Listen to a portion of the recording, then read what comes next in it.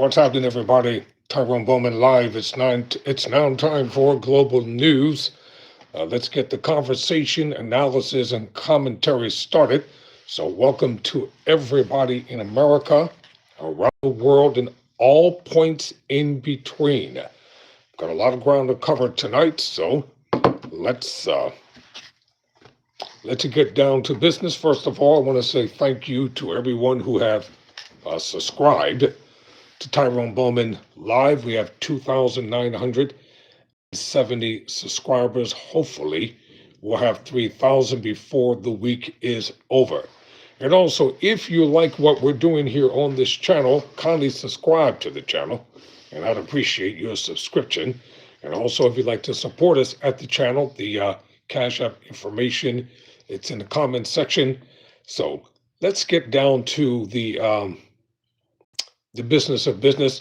Later on in the program, so you're going to want to stay tuned. I'm going to talk to you about a major gospel artist who's going to be coming to Tyrone Bowman Live. I've been working on this for a while with the help of one of my good friends, a very major gospel artist, and we're going to be conversing and talking about his life and his career. Also, I'll talk to you about, well, you know what? I'll make that announcement later on in the program. All right, let's talk about from Axios, an article written by Stephen Newcomb. The headline reads, DHS shutdown is imminent as the Senate leaves town without a deal. Lawmakers are departing Washington on today, Thursday, without a deal to fund the Department of Homeland Security, all but ensuring a partial government shutdown at the end of the day on Friday. So why does it matter? It would be the third shutdown of President Trump's second term, with Democrats again seizing on government funding as one of their only points of leverage to confront the White House over its mass deportation program.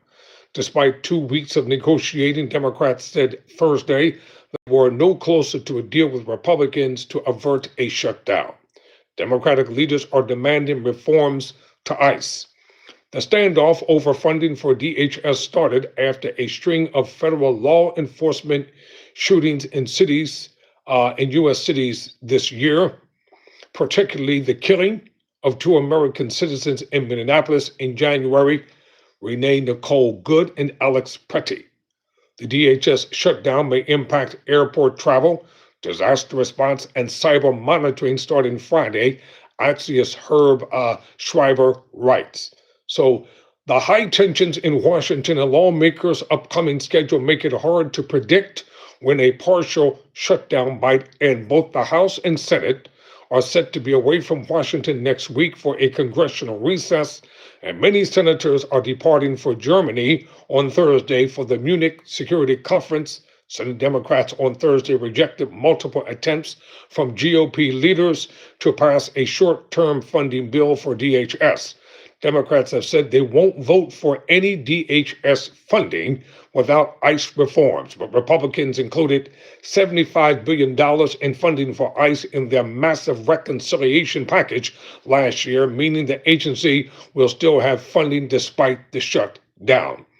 The Democratic leaders said this week that they were underwhelmed by a White House counterproposal to their demands on ICE reforms. Other Democrats called it a non-starter. Number one, Democratic senators on Thursday reviewed and discussed the legislative text of the White House proposal per multiple sources. Number two, the sources said the proposal was being planned internally by Democrats as insufficient. So I will keep you updated on this news story. It was inevitable that there was not going to be a unanimous consensus on the part of the Senate and the Democrat before Friday. According to the Wall Street Journal, Americans with higher incomes are starting to fall behind on their payments, just like everyone else. Rising debt levels and missed payments pushed a financial stress gauge to its highest level ever. The impact is disastrous because now Those who are in the higher upper echelon of society are beginning to understand that everyone is going to be adversely affected by the tariffs, by everything and the climatic things that are happening in the nation. The economy is dismal. The economy is in turmoil.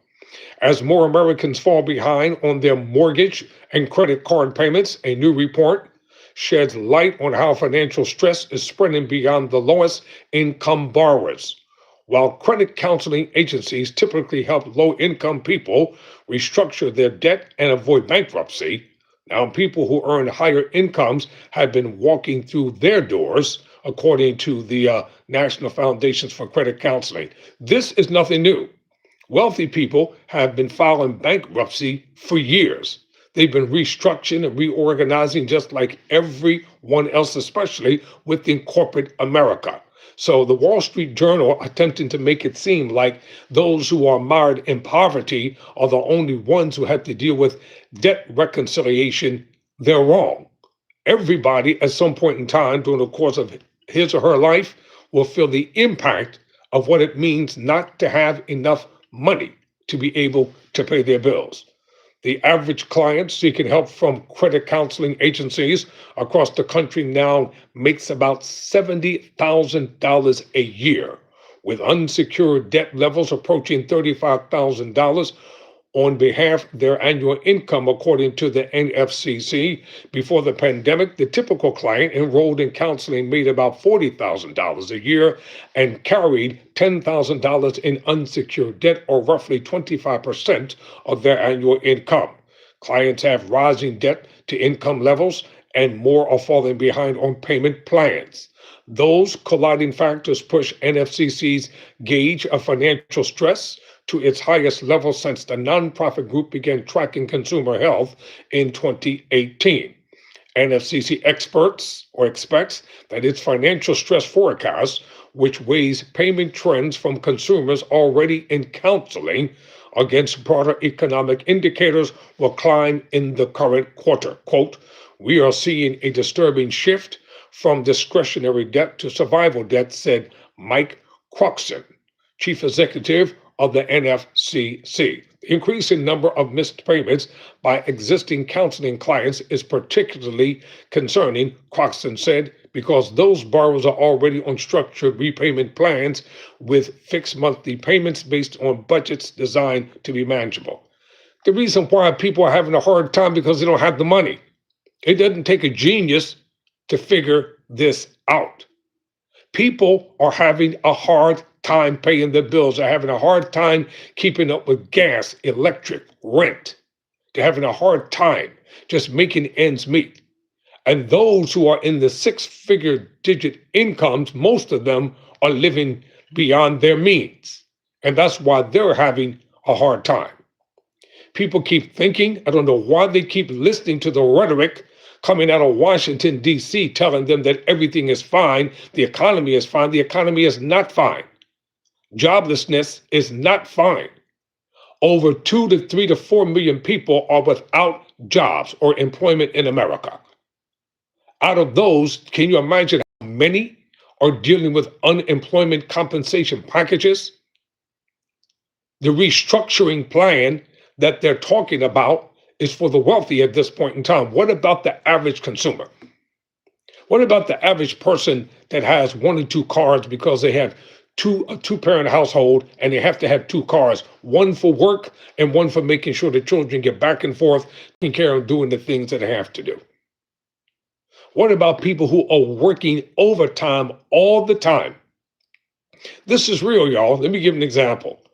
Those who drive trucks for a living, they're on the road all the time.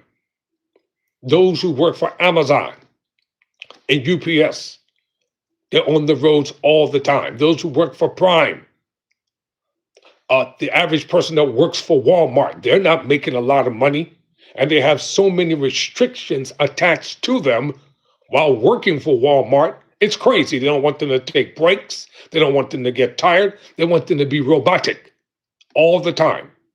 And it's crazy. That's why they have such a high turnover rate. So it doesn't take a rocket scientist or a genius to figure out because of a tight economy that people are having a hard time to go.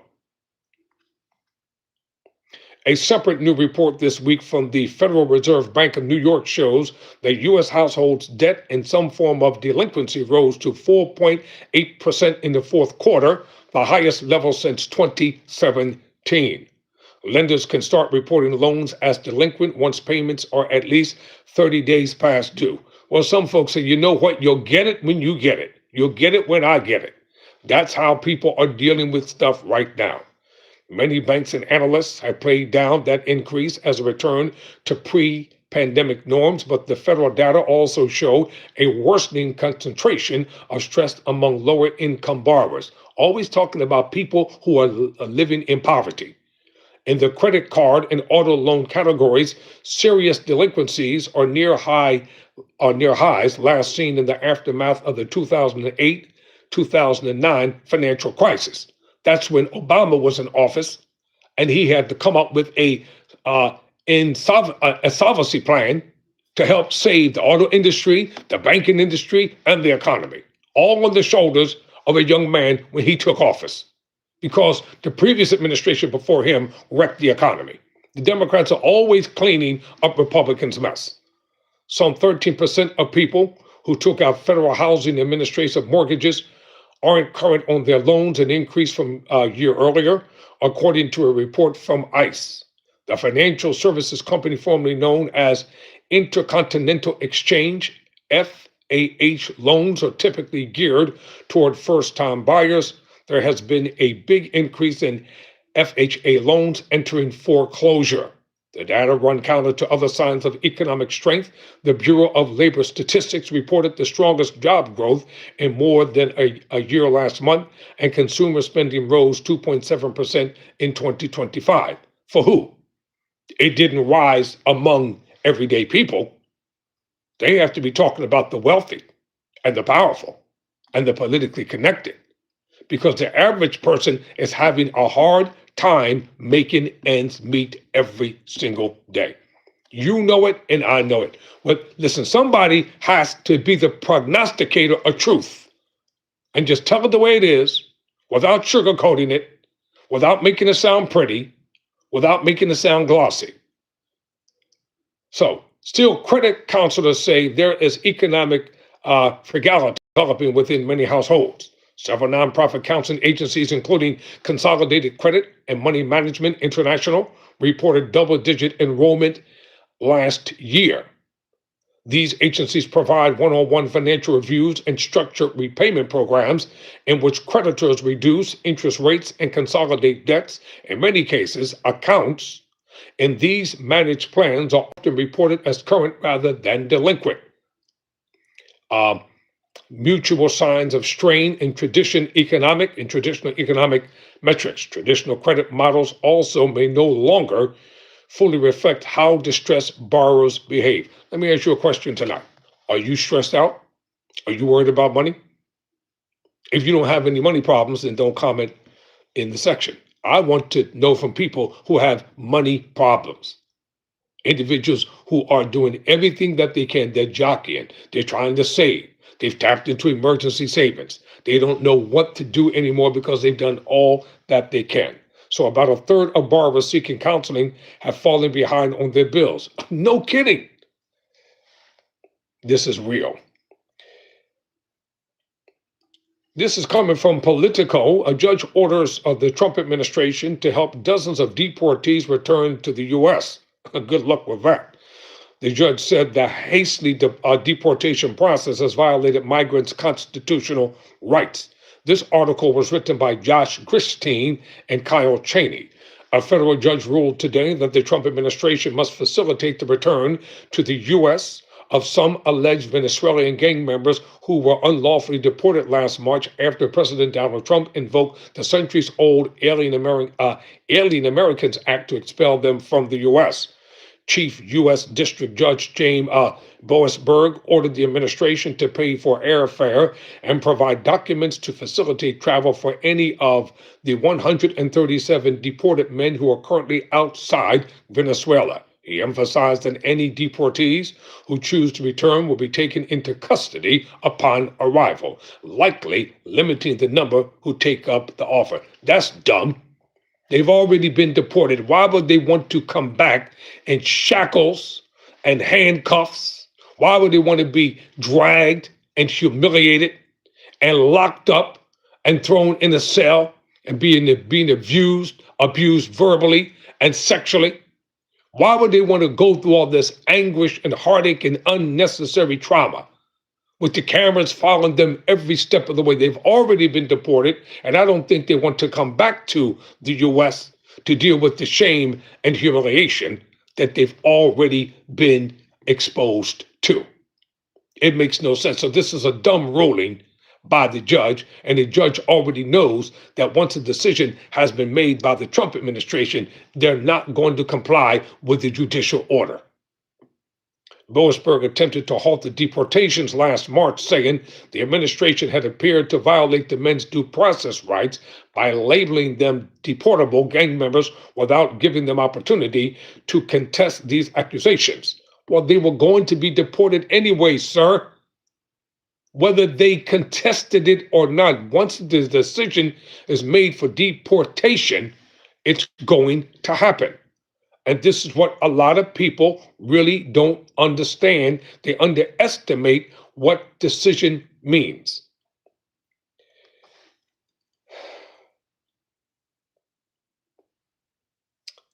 All right, now down in Idaho. Idaho families are suing over immigration raids that swept up hundreds, including U.S. citizens. About 400 people, including children and U.S. citizens, were detained for hours while they were denied food and water in the raid, according to the lawsuit. This is from NBC News, the American Civil Liberties Union filed a lawsuit Tuesday against federal, state, and local enforcement agencies following an October immigration raid at a racetrack in Idaho. About 400 people, including U.S. citizens and children, were detained for 4 hours while they were denied food and water in the raid, according to the lawsuit. The raid took place at La Cathedral Racetrack in Wilder, a popular destination that draws Latino families and celebrates Mexican culture. The 64-page class action complaint alleges that more than 200 officers in armed trucks and helicopters descended on the arena on October 19. The officers had flashbang grenades and their guns were drawn. The ACLU, or the American Civil Liberties Union, said in a news release, quote, parents and children were zip-tied at gunpoint and agents subjected people to hours of violent and degrading treatment, end quote. All right. This is one of the main reasons why the midterm elections is going to be an unprecedented time in America. People who would not ordinarily vote during the midterm elections, they're going to come out in untold millions, ladies and gentlemen. And just when you think you've seen it all, guess what? They haven't seen anything. And you MAGA folk can pretend and fool yourself psychosomatically in your mind all you want. You're not happy. You say to be happy because you want to be a part of the conversation. But you are feeling the brunt of these economic policies. You are feeling the strain, but you don't want nobody to know it because you've bought into all this MAGA stuff. So now you have to go along with it. Many of y'all have lost your jobs. Many of you all have fallen behind in your payments. Many of you are suffering just like so many other people here in America. Lie to yourself if you want to. Keep on lying. Believe in the fairy tale. Believe in the Easter Bunny. Believe that the rabbit's foot will bring you good luck. Keep believing all this stuff and see what happens. Now, the suit names multiple agencies as defendants, including ICE, the FBI, Idaho State Police, as well as local agencies. This class action lawsuit, I'm going to tell you, is going nowhere. The class action lawsuit is not going anywhere. It's a waste of time. I can tell you even before it gets started, you'll see. The FBI said it declines to comment on potential or pending litigation. That's the status statement they always make. So according to the lawsuit, people were shoved to the ground, zip tied, forcibly dragged out of their cars, and denied food and water and the bathroom in inhumane conditions. A newsflash: prison is not a hotel. Prison is not a vacation. Unless you are like a white collar criminal and they send you to these minimum security prisons where you still have all your rights, your family and friends and everybody can still come visit you, and it's like being at a country club. That's what it's like. Everyday people who get accused, arraigned, prosecuted, adjudicated that they're innocent or guilty, they are thrown into a cesspool of filth. They are thrown into a cesspool of corruption. They're thrown into a cesspool of perversion. They're thrown into a cesspool where illegal things happen night and day and day and night. And don't tell me I don't know anything about the criminal justice system, because I spent a decade locked up in it, and I talk about my experiences because I want people to know what it's really like. And that's why I'm becoming a criminal justice reform advocate, because I didn't like it. I didn't like being framed, falsely accused, set up, and tried by all white racist jury. Yes, I said it. Like I'll tell you, like I told the judge, I don't know none of these people sitting up in here in this jury, and they ain't none of my peers. So let's get it straight, ladies and gentlemen. Most people are beginning to feel what it's like when black people have gone through the same crap and garbage that they're now experiencing here in America. That's why they don't want to talk about Jim Crow. They don't want to talk about segregation. They don't want to talk about slavery. Every other group of people can talk about all their experiences and everything that they have gone through, but they don't want us to remember. But it's okay for the other groups to constantly remember and celebrate and moan about all the atrocities that they have suffered, but they want black people to forget about it. We're not forgetting about nothing. Ain't gonna happen. Nada. Not today, not tomorrow, and not ever. And that's why you're not gonna see black people, quote unquote, out there protesting in all these marches around the country, because we've already done it. We know about the power of boycotting. We know about the power of protesting. If you refuse, I'll give you an example. If you refuse to spend your money with people who loathe and hate and despise you, you will bankrupt their corporation. But you know why people can't stick together in solidarity? Because they're too greedy for material things, because they can't see the big picture. They can't see the future. They're only concerned about what they can get out of it right now. Generations to come, long after I'm going off this earth, generations will come behind us who will have to fight these same unjust battles if somebody does not stand up today to make life better for them when their time comes. This is what the power of protesting is about. This is what the power of boycotting is about. So this class action lawsuit is not going to go anywhere. All right, let's talk about the Salesforce workers, their outrage after their CEO makes a joke about ICE watching them. You know, some of these self-entitled, overpaid CEOs think it's a game when it comes to people's lives, because they're not the ones that's dealing with the harassment and the injustices. According to The Guardian, this was written by Danny Aguinaldo. Mark Benoff, the Salesforce CEO and co-founder, is fast facing growing criticism over a joke he made about U.S. Immigration and Customs, or ICE, monitoring international employees during an event for the company. Employees publicly expressed outrage about Benoff's comments in his keynote address at an international conference in Las Vegas on Tuesday. Y'all all should have got up and walked out. That's what you should have. I don't, CEO or no CEO, Jack. You don't let somebody stand up on a stage because he got on a blue suit with a red tie and a white shirt and insult you. All this went down in Las Vegas, and leaders at Slack, which Salesforce owns, have said he should apologize. Who cares if he apologized?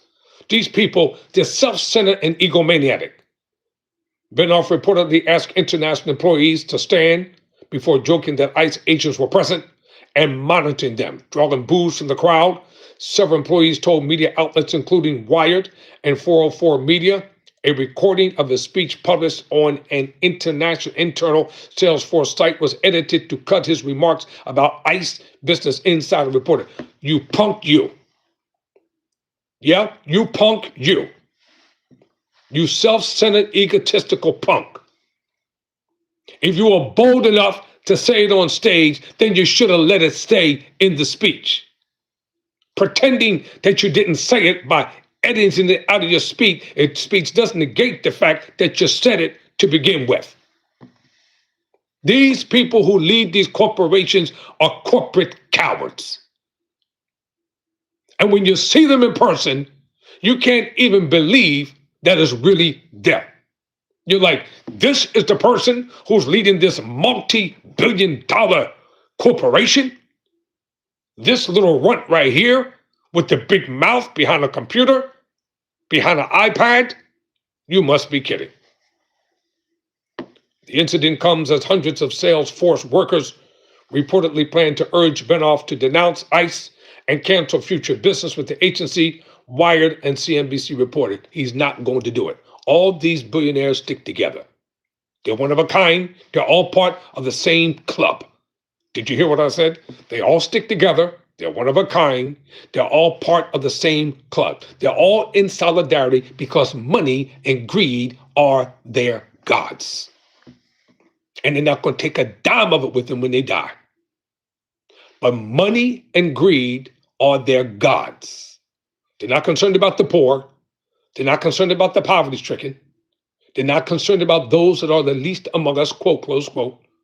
And if they do anything for philanthropic, humanitarianistic purposes, it's always with a camera in front of them because they want the whole world to see that they're such a wonderful, benevolent person. Don't you know that people who do real deeds behind closed doors are the real heroes and the heroines? Because they don't want everybody to know what they're doing. They do it in secrecy, the way the Bible says.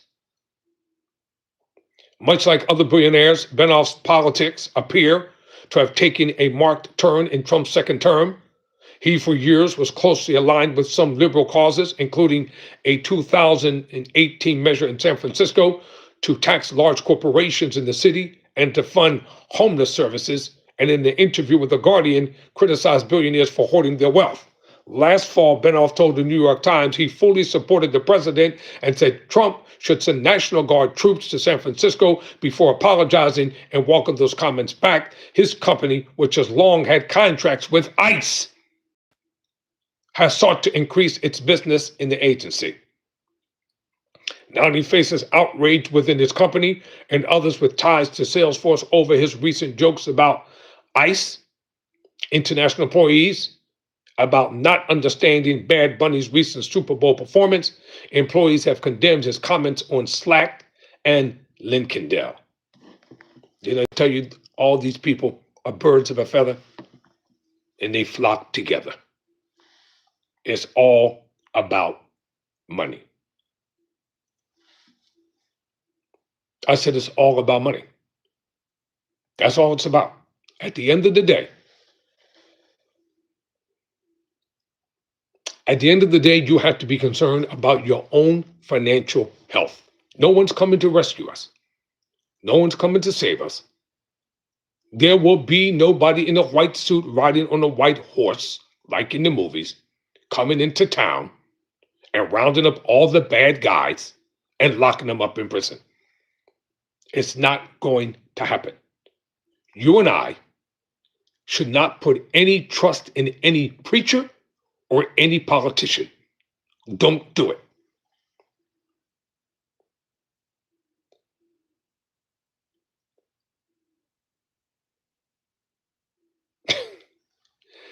All right, I got to read this. Listen to this.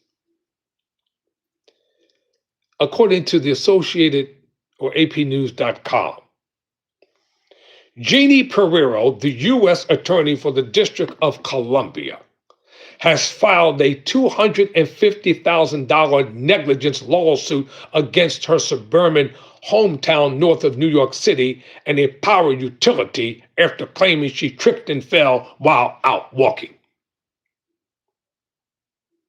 Pereiro said she tripped over a large wooden block protruding from a steel plate in a roadway on August 28 in the Westchester County city of Rye, just weeks after she was confirmed as the Trump administration's top prosecutor for the District of Columbia. Are you kidding me? With everything that's going on in the country, they want us to be concerned about her filing a $250 lawsuit? Are you serious? How about this? Most individuals can't even afford $250 to pay their rent. Most people don't have $250 to go grocery shopping to take care of their families. Utility bills are behind for so many people across this country, and there apparently appears to be no relief in sight.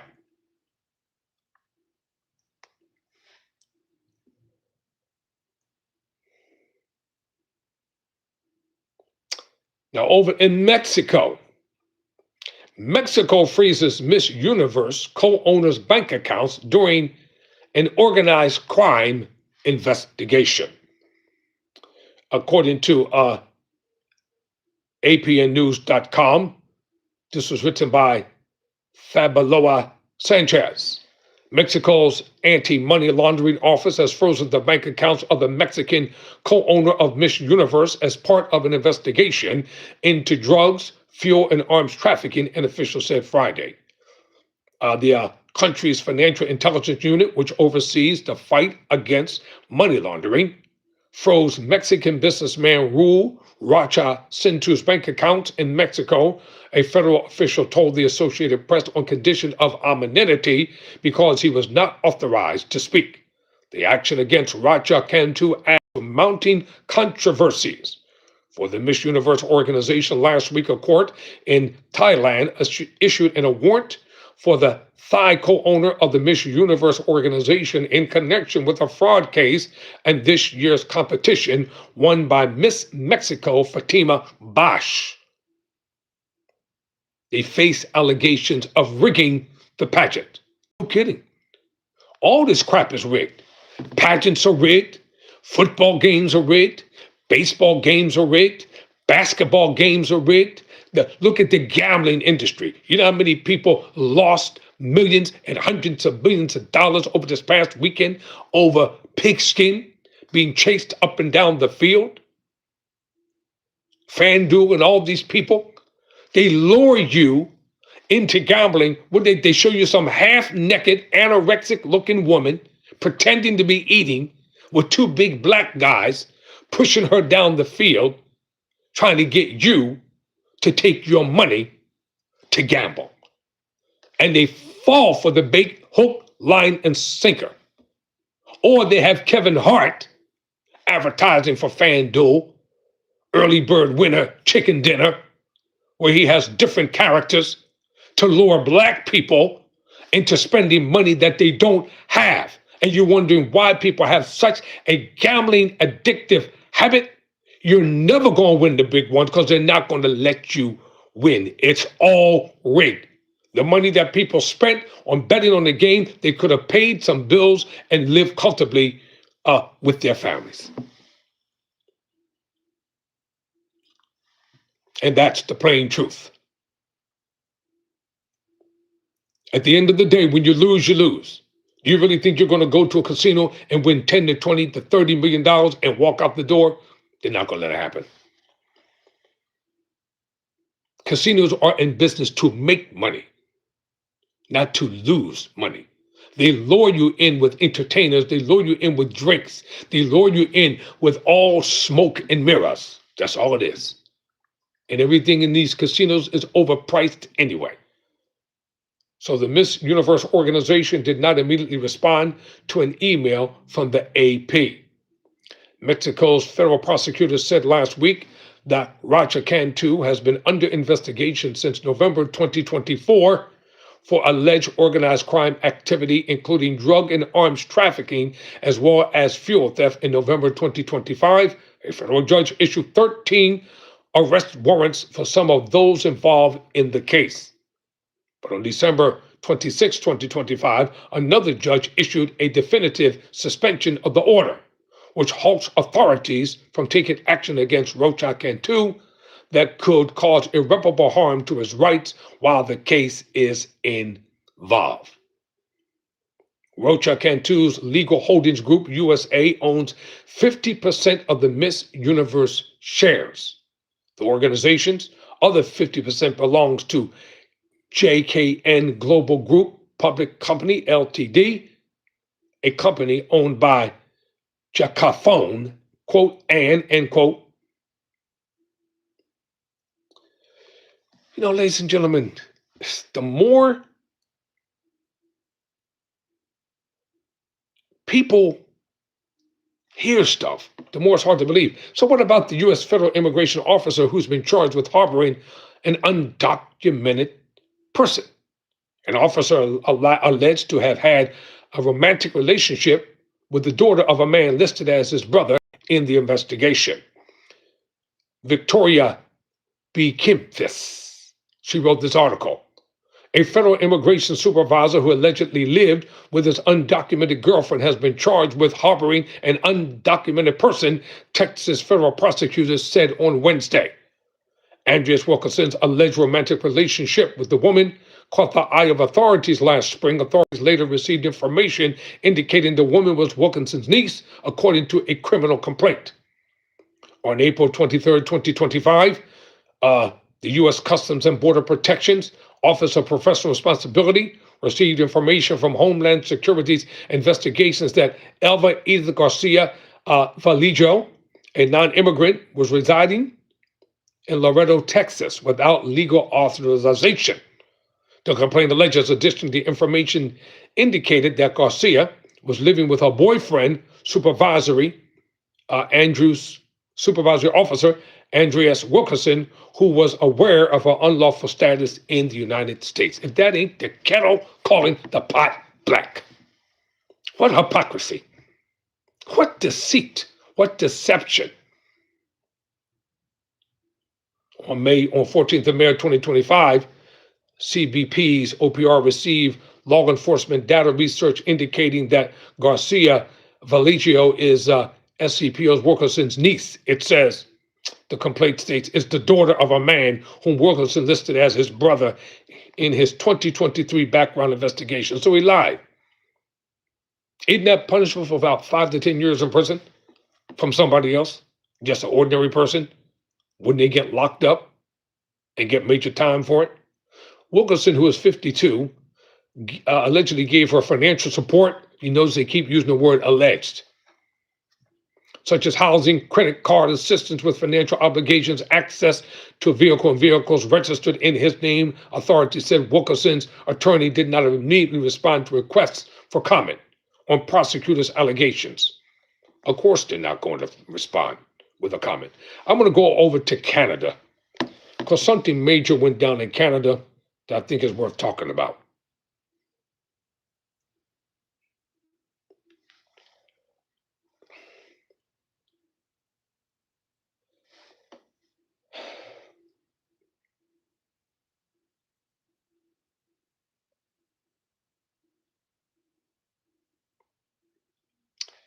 A major shooting occurred in Canada. And according to The Guardian in the World News section, the police visited the home of a Canada school shooting suspect multiple times over mental health concerns. This article was written by Ashifa Kassam. Police have said they were called on multiple occasions to the home of the teenage suspect behind one of Canada's deadliest school shootings, after concerns were raised regarding mental health problems and weapons. 6 people, including a teacher and 5 children, were killed in a school shooting on Tuesday. In the western Canadian town of Cumberland Ridge, about 25 other people were injured, and 2 of them remain in critical but stable condition. The suspect's mother and stepbrother were also found dead at the family home, while the suspected shooter was found at the school with a self-inflicted gunshot wound, the authorities said. Police later identified the suspect as Jesse Van Rootselaar, who is 18 years old. The office of the country's Prime Minister, Mark Carney, said he would visit the small town of Tumbler Ridge, home to about 2,400 people, on Friday. Police said the motive for the attack remained unclear and that the investigation was still in its infancy. The family was known to authorities. Dwayne McDonald, a deputy commissioner of the Royal Canadian Mounted Police, told reporters on Wednesday police had attended that residence on multiple occasions over the past several years, dealing with concerns over mental health with respect to our suspect, McDonald said. On different occasions, the suspect had been apprehended under the country's Mental Health Act for assessment and follow-up, he added. Why is it that people wait until stuff like this happens to want to do something about the problem? Why does tragedy always have to take place before intervention takes place? McDonald also said that at least one of the interactions with police related to weapons, police have attended that residence in the past, approximately a couple of years ago, where firearms were seized under the criminal code. He said at a later point in time, the lawful owner of those arms petitioned for those arms to be returned, and they were. The suspect had a firearms license that had expired in 2024 and did not have any firearm registered in her name. With people across Canada horrified by the attack, questions were raised as to why firearms have been returned to the home where police have been called to attend to mental health concerns. That's a good question. Why would you even let the guns go back into the house if you know that there's a problem? You know that there is a propensity for violence to occur because you've been there on several occasions. It was clearly evident that the young man was mentally disturbed and has some issues going on there. And now look at all the carnage that has happened. Parents, listen to me. Do not have guns and stuff in your home where your family members can have access to them. Because the NRA is going to justify being a gun owner. Because ultimately, legislation and laws are going to be passed that parents are going to be the ones who are going to be arrested and prosecuted and thrown in prison because of the criminal acts of their children or child. Don't believe it. But it's coming down to that.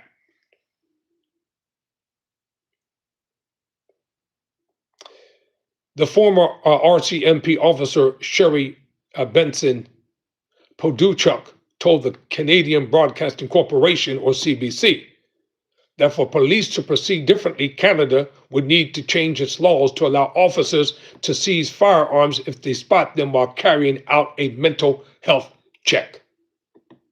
Are you serious? While Canada has relatively high levels of gun ownership, it has much stricter laws than the U.S., including a ban on assault-style firearms and a freeze on the sale of handguns. Oh, this is a major tragedy right here.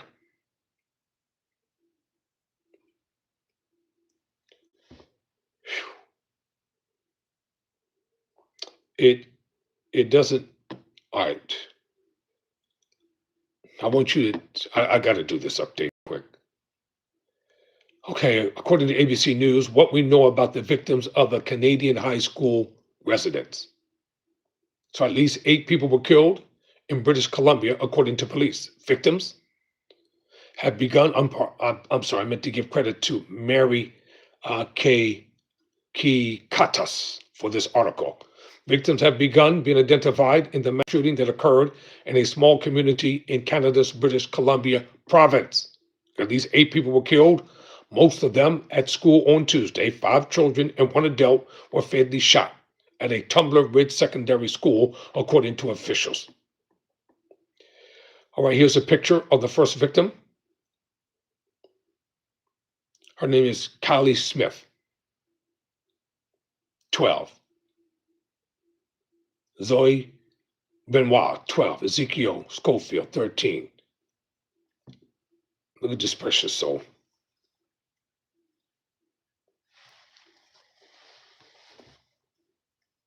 I'm not just showing you names, you have to see the faces.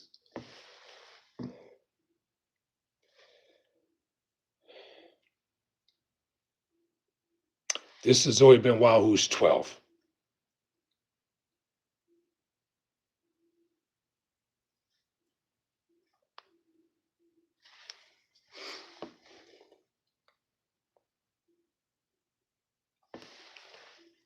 I'm going to show you all of them. I want you to see that these are real people. These are not just names in a school, in a newspaper article. I think I just showed you Kylie Smith. Yes. This is Emmett Jacobs, 11 years of age.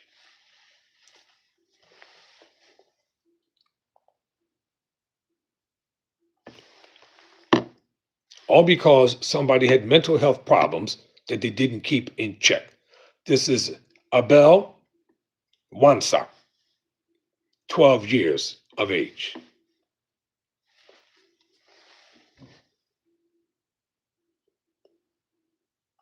This happened in Canada.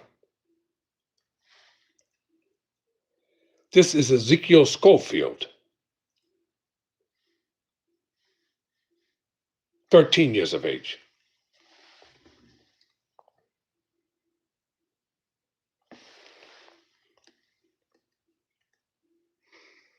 These are some of the victims of this unfortunate and sad tragedy that has occurred. So, why do people think that oftentimes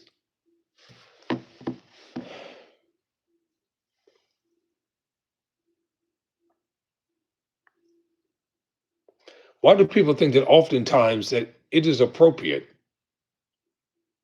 for young people not to be evaluated if it's apparent that they have a problem? They should get the help while they're young before it is too late.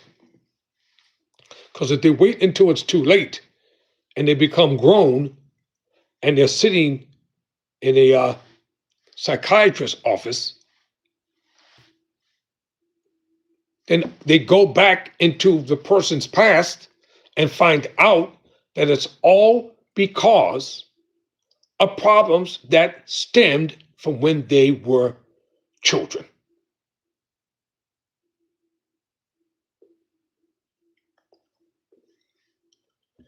This is from BBC News. The U.S. antitrust chief has resigned after hot tensions with Trump officials. A top U.S. official responsible for suing companies over mergers is stepping down, sparking alarm among critics who say it is a sign the White House is backing away from anti-monopoly enforcement. Gail Slater, who was appointed last year by U.S. President Donald Trump to lead the antitrust division of the Department of Justice, announced her resignation on social media on Thursday. "It is with great sadness and abiding hope that I leave my role," she wrote, quote, close quote. Her announcement marked the latest in a series of leadership shakeups at the antitrust division since last summer, including the ouster of 2 other top officials. The Justice Department confirmed to the BBC that Slater was leaving, but did not comment on the circumstances that led to her departure. She's not going to be the only one that's leaving. A whole lot of things is going to come out before all is said and done. Now, this is coming from Australia, from BBC News. The first female leader of Australia's Liberal Party, Susan Lee, has been ousted after just 9 months in the job, losing a leadership ballot to her former Shadow Defense Minister, Angus Taylor. Lee was elevated to the role after the party suffered a resounding defeat in last year's election, but since then has been plagued by poor poll numbers and infighting among the Conservative Liberal National Coalition. Taylor announced he would challenge her for her leadership of the opposition on Wednesday, ending months of speculation. In a social media post, he said his election on Friday was an immense honor and that he looked forward to working with new Deputy Leader Jane Hume. Taylor from the party's conservative faction won the secret ballot, 34 votes to 17. Shakeups are happening all across the land. All right, ladies and gentlemen, this is it for Global News on tonight. I'll be back with some separate videos about some other things that are happening around in America. So, till later on this evening. Thank you all for watching. Thank you for subscribing to Tyrone Bowman Live. And as always, you all are important to me. Never surrender. Never quit.